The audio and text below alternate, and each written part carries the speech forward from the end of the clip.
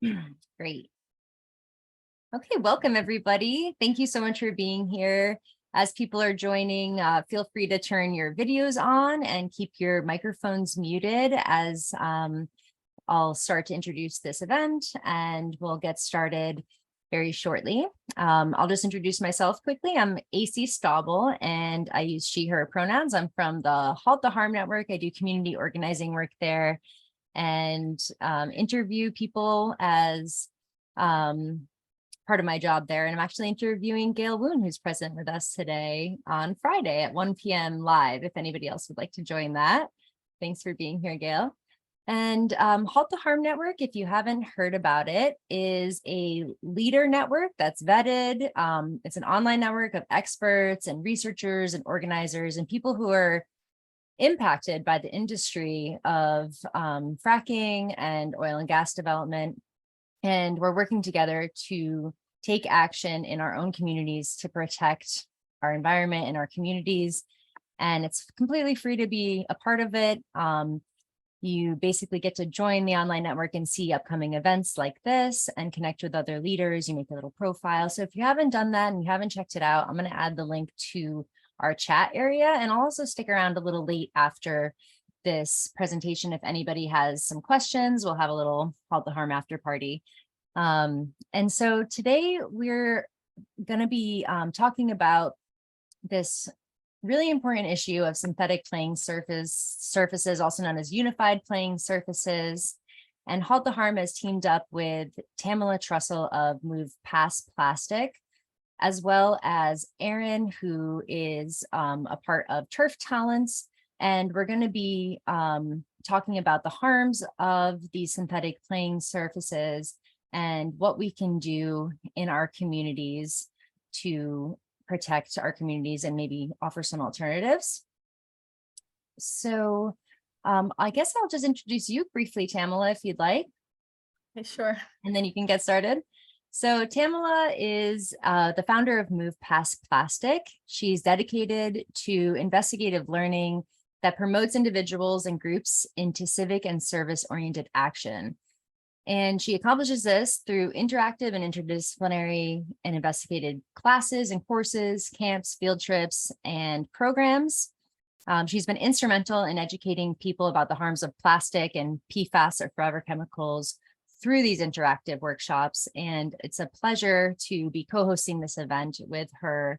I'm always impressed with her knowledge and her dedication to this movement. So without further ado, thank you, Tamala, for hosting this workshop, and please feel free to take it away. Oh, AC, thank you so much for moderating. You are just wonderful, and I appreciate being here tonight and having Halt the Harm co-host this. And Halt the Harm gave me my beginnings with a PFAS accelerator class. And so we've been partnering and teaming up ever since to support everybody in supporting our environment and our global earth here. So I'm going to go ahead and start the screen share because we have a lot of territory to cover. And then I definitely want to save some time for questions and also for our next guest speaker here. So just 1 second, I gotta move some things. Slideshow. There we go. All right. So, okay. AC already introduced what we're going to be talking about, so there's no need for me to go over that again.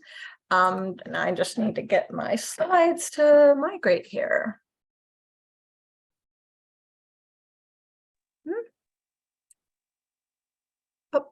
Okay, before we talk about synthetic playing surfaces, we need to understand what they're made up of, and that's a tire.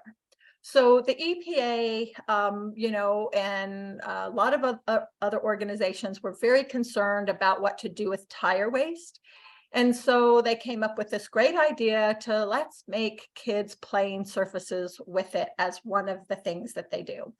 But as you could see through this list, it is not extensive by any means, but you could see numerous hazardous chemicals that go into the creation of the tire and therefore go to the creation of our synthetic playing surfaces for our kids. We'll go over three big ones, and you can look into others as well. Pamela, before you go on too far, do you think you can zoom out your screen a little bit, or is anyone else seeing that? Like the presentation just seems a little zoomed in. Is that just me? It should fill your screen. It's Okay. filling up my screen. Okay. Anybody else having trouble? I'm not sure what to do if you are. Nope, you just have to make the view show the full screen, that's all. And Okay. it is. It's showing full screen. Right. Okay. So All right. in 2018, EPA collected data that showed that approximately 40% of all tires that are produced are recovered. That means collected.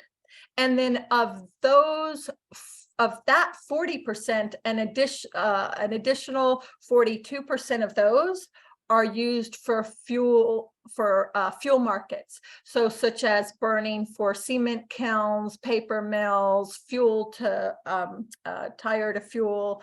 And then another 40% of that 40% is used for recycling. Of what is considered recycled, 48% goes to making synthetic playing surfaces, with 31% for playground mulch, 17% for sports. And then you can see what they consider to be recycled tires in the other percentages, which we're not going to dwell on right now.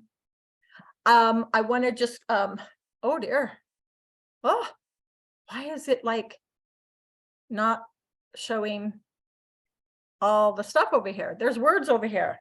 There's supposed to be words over here. Well, this is just the construction of the artificial turf. So you have a hard surface underneath, and then you have your basically synthetic rubber parts. Sometimes you'll have an additional pad, and then you'll have the backing with the grass blades in it. Oh, here we go. I didn't know it did this. Okay. So there's my words. All right.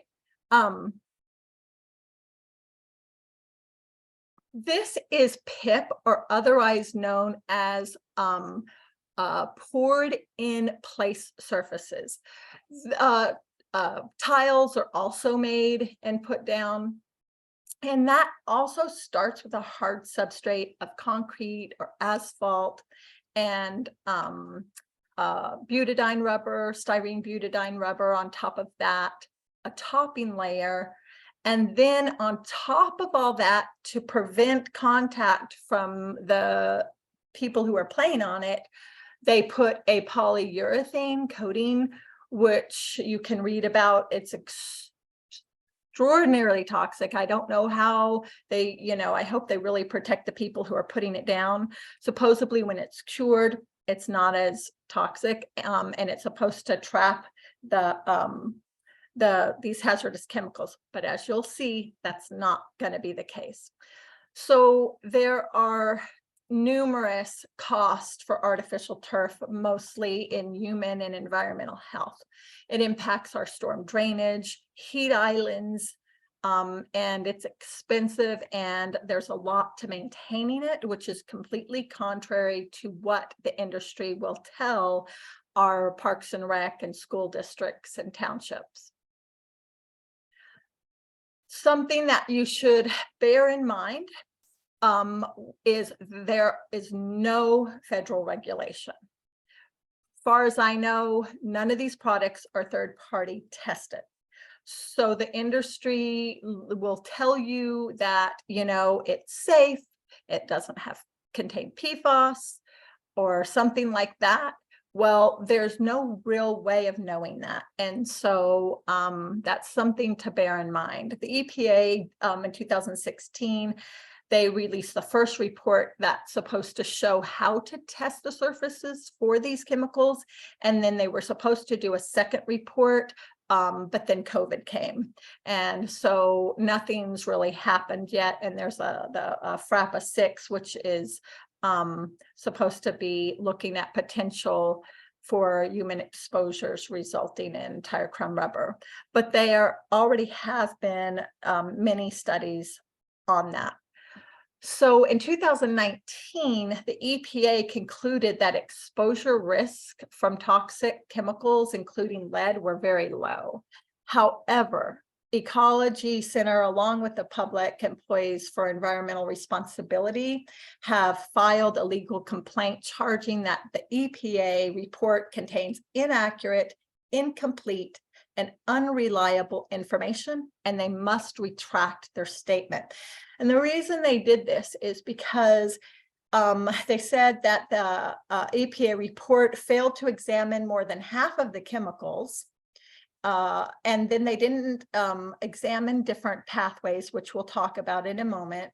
They had flawed methodology for measuring lead using composite sampling, and which masks hotspots.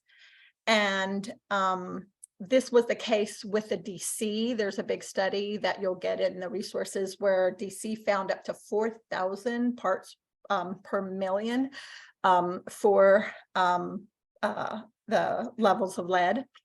And they didn't test artificial grass blades. They only tested at low temperatures, which we know that's not the case for these playing surfaces. And they ignored particulates and other toxins. And most importantly, they ignored the unique vulnerability of the people who are patronizing these, which is our youth and babies and, fetuses in the womb. So according to the Environmental Human Health Inc., they have stated way back in 2007 that it is clear that recycled rubber crumbs are not inert, nor is a high temperature or severe solvent extraction needed to release the metals, volatile organic compounds, semi-volatile organic compounds. The release of airborne chemicals and dust is well established by current information. And they do admit that there are data gaps that need to be filled and more testing is warranted. This is an example of one of several data gap charts. We're not going to go over it now, but you can, you'll be getting the PowerPoint slide and you can look into it more later. I mentioned a lot of them up above, earlier. So the University of Massachusetts Lowell Toxic Use Reduction Institute says that there's enough information for them to recommend municipalities stay away from rubberized playground surfaces. And the bottom line is that just because there's not enough data on a product doesn't prove its safety. And when it comes to our children, especially, we should be exercising the precautionary principle, which is basically states to make sure that it's safe before use. So we're going to get into exactly a little more about the specific problems with it. So it's multifaceted in regards to chemical exposures. There are three main exposures: respiratory, digestive, and dermal. But there's heat exposures and impact injury exposures. So we'll go over the chemical first. So there's over 300 chemicals that have been identified in these products. 52 are classified as carcinogens, and another 6 are suspect, with another 197 that are considered likely carcinogens. And that's just carcinogens. That's not saying it's all the other things that we're going to be going over of problems either. So a lot of the big things that are problems of concern are going to be your heavy metals and lead, in particular, volatile organic compounds, your polycyclic aromatic hydrocarbons, and the new, newly recognized, even though it's been 80 decades of production, is the per and polyfluoroalkyl substances, otherwise known as PFAS. And so Europe, they have put a limit on the polycyclic aromatic hydrocarbons because they've had tests that show that these surfaces are 4 to 5 times contain more PAHs than the bare ground. The industry, a lot of them are saying, hey, we don't have PFAS in our turf. We don't contain this, excuse me, bioaccumulating. I'm ingesting PFAS now. This bioaccumulating chemical. And the reason they can't say that is maybe there might be some that don't add PFAS to this product, but just to make the grass blades, it's got to go through an extruder. And when it does this, to keep the extruder from gunking up, they coat it with PFAS. So every blade of artificial turf is going to have PFAS in it. Whether additional is added or not is up for debate.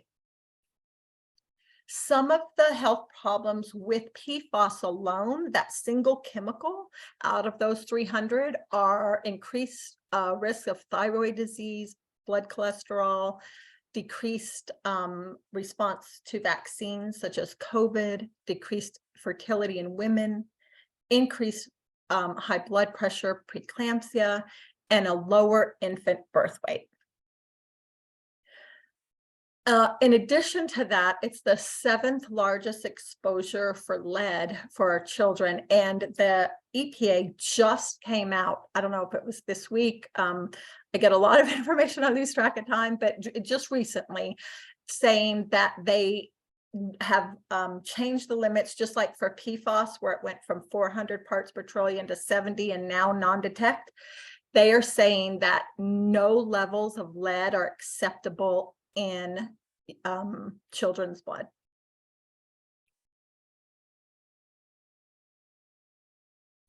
So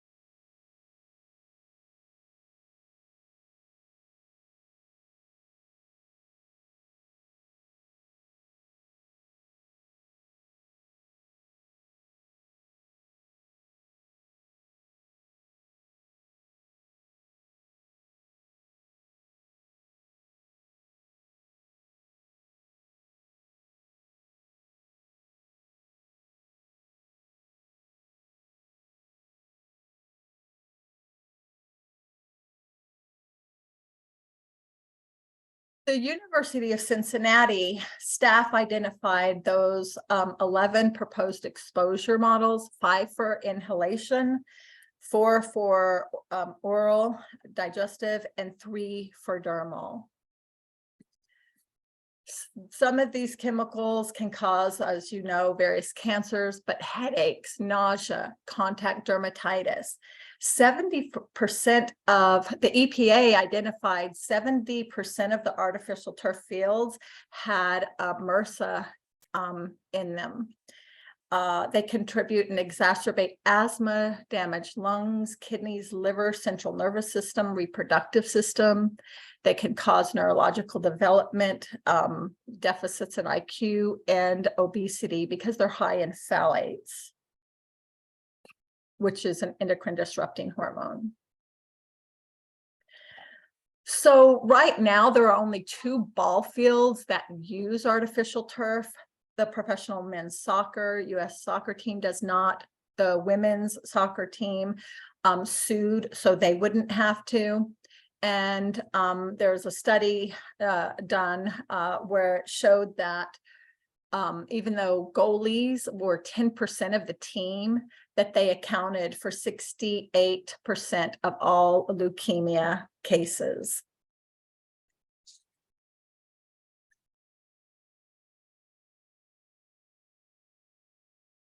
So this is, a really big concern for our youth, because they are getting close to this surface like those goalies, right? They get on the ground and they're exposed to this, more than people a little higher up above and everything. Whoops.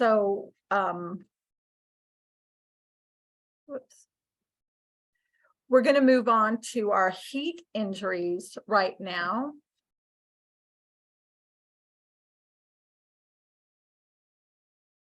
So dehydration, heat exhaustion, stroke, as well as asthma, headaches, nausea, and burns are all part of the synthetic playing surfaces. In fact, a synthetic playing surface can get up to 63, has been recorded to get up to 63 degrees hotter than a natural grass field. And that even showed it was hotter than the asphalt that was nearby as well. You can see in this comparison chart that the average temperature is 40 degrees hotter for synthetic turf versus natural, and in the high range it's up to 60 degrees hotter. So the heat also contributes to the hardness. When these synthetic surfaces get hard, they get hot, they get hard. Also, they have degradation to them. Synthetic turf field can lose 400 to 800 pounds of microplastics from it every year. And if you go to a PIP surface, a poured in place surface, where kids' playgrounds are, or tiles, you'll see them all broken up. I just came back from one in Rockville, Maryland, where my great nephews played. These breaking up then exposes those harder underlayments that I showed you in the pictures earlier. And all this can add to stresses on ligaments, tendons, and joints, increase rates of concussion. They get severe skin abrasions and burns, which, lead to more infections.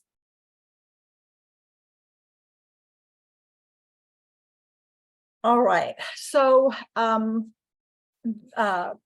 basically this is an example of a synthetic turf field surrounded by a poured in place field. And this is typical of many of our communities. There's another 1,200 to 1,500 of these surfaces being put down every year and increasing as well. You can see the poured in place coming off of into a storm drain. And if you look at the picture on the right, you can see the pieces accumulating down in the storm drain. This is not bode well for the environment and the water systems around it. Here you can see them coming directly off the track and here into the grass, and then here out into the street and communities. So this is an example of 18 months before they started to see visible deterioration. But even prior to that, there's going to be some deterioration. There's about 15 months difference between the top picture here and the lower pictures, and you can see significant deterioration. And here's whole chunks coming out.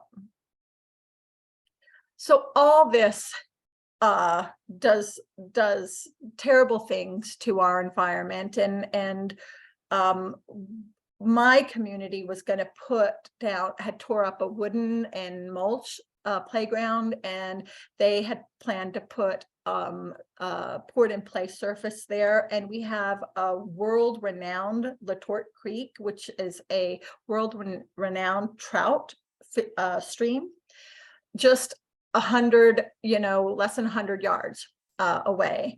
And so all of that is going to get into that creek, and then that leads into the Conneaut, which is where over 20 municipalities draw their water. So these fields are in our watersheds and have a big impact. It's also important to understand that plastic, of which they are, rubber and plastic, right? They absorb additional toxins, so they'll get more toxins than are already in them. And then such as herbicides, pesticides, fungicides, and other sources of toxins. So cost is a big issue. First off, the upfront costs are exorbitant. They're, $500,000 to, 3 million and plus, And then a lot of times the industry who's selling these, they don't advertise that there's going to be a lot of cost after you buy it. They say they last 7 to 10 years, but as you can see, they do not before they start breaking down. And when they break down, they're going to need to be repaired. And you can't just, have your regular parks person come and put more mulch down in a hole. It's a whole big process, and it's toxic, and all of that.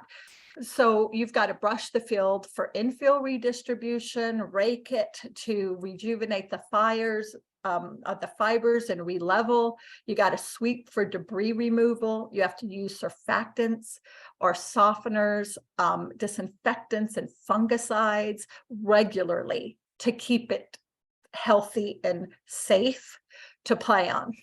So, and then you've got to replace it in 5 to 10 years. And we know most municipalities don't do that. There's some turf fields that have been down for 15, 20 years, and they're in a horrible condition, just the worst conditions possible for our youth.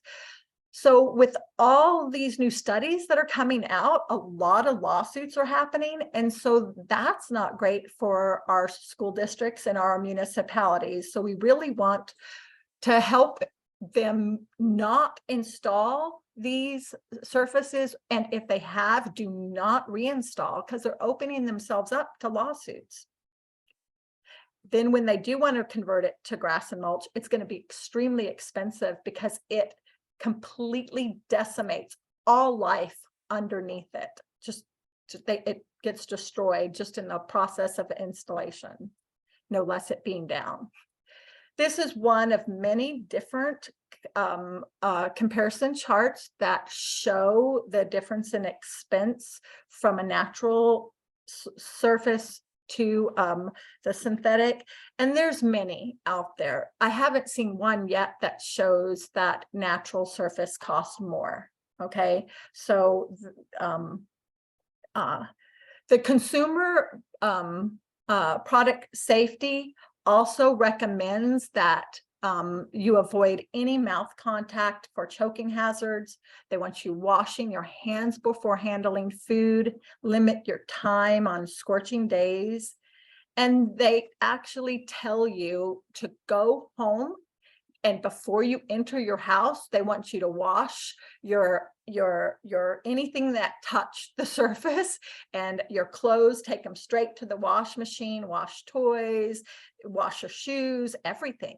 That's how toxic this stuff is. this sign is showing that they're warning the community about the potential for burns, but they aren't saying anything about washing your hands. Don't put, watch that kids don't put anything in your mouth. And, a little kid falls and they're sweaty and that touches and it's on them. It's a wreck. Also, no matter what kind of playing surface you have, you need to have a certified playground safety inspector, and they need to make rounds weekly and look for maintenance and repairs. And I know that's not being done in my community and others.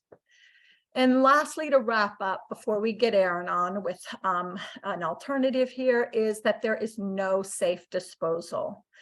The many municipal landfills, cannot take the turf in these playing fields. They are not recycled. I think it's 0.5%. Take them back, are recovered. And these toxins are going to get into the leachate at the bottom of a landfill, and that gets taken to a wastewater treatment plant, and then that gets processed through, and then once again that's going into our streams where we're getting our drinking water. So move past plastic, and numerous organizations, which you'll see in your resources, including Healthy and Safe Playing Fields, we recommend that you use engineered wood fiber to replace the tiles or the poured in place or the rubber crumb.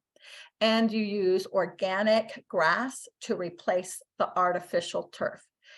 Definitely apply the precautionary method. So just to follow up, this is an exact quote from the Consumer Product Safety, which says the same thing. And it's also important to note, I know a lot of communities are also moving to poured in place in order to make it ADA compliant, but engineered wood fiber is does comply with the American with Disabilities Act. So that's all I have, and I'll be getting you guys this PowerPoint and other resources that I really hope you go to your Parks and Rec department, your school district, and your municipal leaders, share this with them and get a conversation. You don't have to know everything about this. You have these resources that you can share and talk to other people in your community, and let's see if we can prevent and or get rid of these surfaces for the rest of our communities. Thank you guys so much. AC, take it away. Thank you, Tamala. So before we move on to Erin, does anybody have any questions for Tamala? We didn't have any questions come on in the chat, but I just wanted to give the opportunity for folks to ask. You can type it into the chat now, or you could raise your hand if you'd like. And Tamala, while we're waiting for questions, can you do me a favor and just make Erin a co-host? Because for some reason as co-host, I'm not able to do that at the moment. Absolutely, we'll get that done.